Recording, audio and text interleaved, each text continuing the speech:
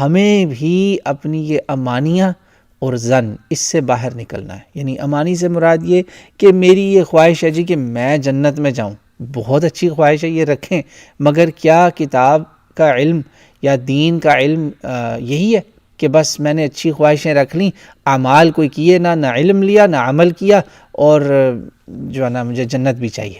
یہی بات ہوگی نا کہ میری ایسی خواہشات جو کہ بس خواہشات ہیں، اور اسی پر میں نے جناب وہ ایک خواہش کے اوپر ایک ظن قائم کیا ہوا اللہ پر کہ اللہ کریم ہے، اللہ غفور الرحیم ہے.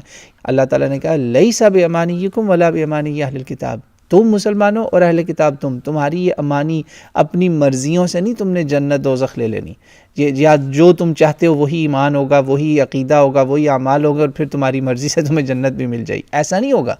جو برا کرے گا اس کو اس کی جزا ملے گی. من یعمل سوءا یجز بہ ولا یجد له من دون اللہ ولیا ولا نصیرا. اور جو عمل صالح کرے گا وہ پھر مومن کہلائے گا اللہ کی نظر میں، اور وہ جنت میں بھی جائے گا، اور اس پہ بالکل ایک کھجور کے چھلکے کے برابر بھی، نقر کے برابر بھی، کھجور کا جو اوپر ہوتی ہے لیئر، اس کے برابر بھی اس کو کوئی ظلم یا تنگی نہیں ہوگی. یہ پیغام ہے قرآن کا کہ میں آپ مسلمان بھی اور اہل کتاب بھی سب کے لیے پیغام ہے کہ یہ امانی اور بس زن اس سے باہر نکلیں.